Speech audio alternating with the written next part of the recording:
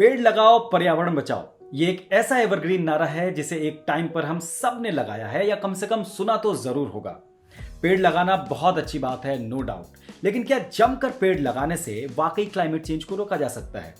शायद नहीं। ऐसा क्यों है, इस वीडियो में हम अगले 4 मिनट में ये जानने की कोशिश करेंगे। लेकिन सबसे पहले जानते हैं कि पेड़ों का क्लाइमेट चेंज के कॉन्टेक्स्ट में आखिर इंपॉर्टेंस क्या है। क्लाइमेट चेंज बेहद ही गंभीर समस्या है। आपको याद होगा कि उत्तराखंड फ्लड्स ने कैसे पूरे स्टेट को तहस नहस कर दिया था, और हर साल आने वाले गुजरात और केरला फ्लड्स कैसे पूरे के पूरे वेस्टर्न घाट रीजन को तबाह कर देते हैं।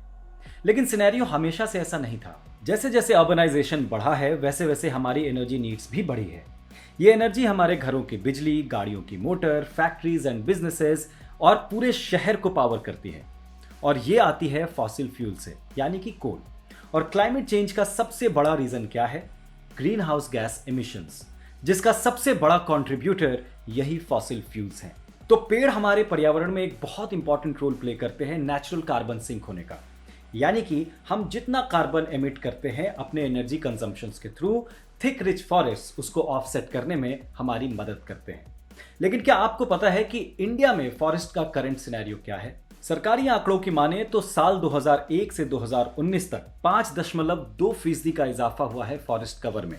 लेकिन अगर ग्लोबल फॉरेस्ट वॉच की माने तो 2001 से 2019 के बीच इंडिया अपने प्राइमरी फॉरेस्ट का 18% हिस्सा गंवा चुका है। अगर सरकारी आंकड़ों को भी नजदीक से देखें तो जंगल में जो इजाफा हुआ है वो सिर्फ ओपन फॉरेस्ट एरिया में हुआ है, जो सिर्फ कमर्शियल प्लांटेशंस हैं, जबकि मॉडरेटली डेंस फॉरेस्ट के इलाकों में 2017 से 2019 के बीच कमी आई है। ध्यान देने वाली बात यह है कि कोई पेड़ एक खास मैच्योरिटी लेवल पर पहुंचने के बाद ही कार्बन अब्सॉर्ब कर पाता है। नए पेड़ और जंगल ये काम कर तो जरूर पाएंगे, लेकिन ऐसा करने में उन्हें कई साल लग जाएंगे, शायद 50 से 100 साल। और इन 50 से 100 सालों के बीच इंडिया क्लाइमेट चेंज को करोड़ों अरबों रुपए, कई हजार जिंदगियां और अपने बहुत सारे लैंड गंवा चुका होगा।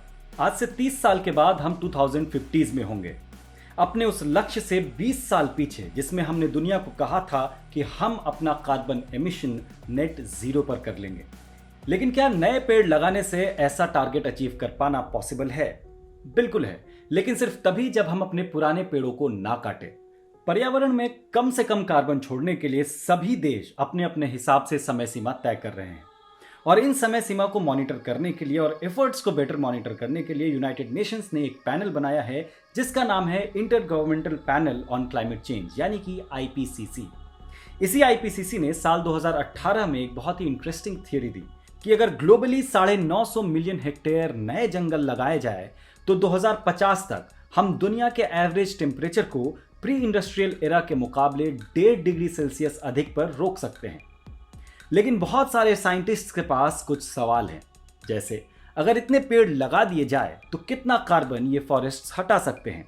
इसका कोई साइंटिफिक बेस है या ये महज एक होपफुल अजम्पशन है? क्या इस मैसिव कैंपेन का कॉस्ट और पोटेंशियल बेनिफिट बराबर होगा? क्या पेड़ लगाने का फायदा हर जगह एक जैसा होगा? साइंस से भी बड़ा एक सवाल है सोशियो पॉलिटिकल, कि आखिर वो जमीन कहां है जिस पर जंगल उगाए जाएंगे? क्या फार्म लैंड्स को फॉरेस्ट कवर में लाया जाएगा? तो फिर इंडिया जैसे पॉपुलस कंट्री में ये प्रोग्राम काम कर पाएगा जहां people to land ratio already बहुत कम है?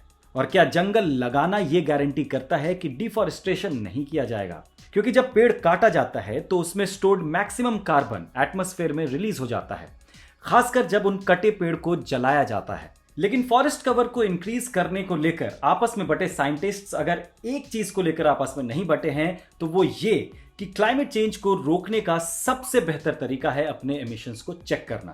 अगर इंडिया की बात करें तो प्रधानमंत्री मोदी ने वर्ल्ड को यह प्रॉमिस किया है कि 2070 तक यानी 2070 तक हम अपने कार्बन का एमिशन नेट जीरो कर लेंगे, और 2032 तक हम इतने पेड़ लगा लेंगे कि 2.5 से 3 बिलियन टन का और ज्यादा कार्बन सिंक तैयार हो जाएगा।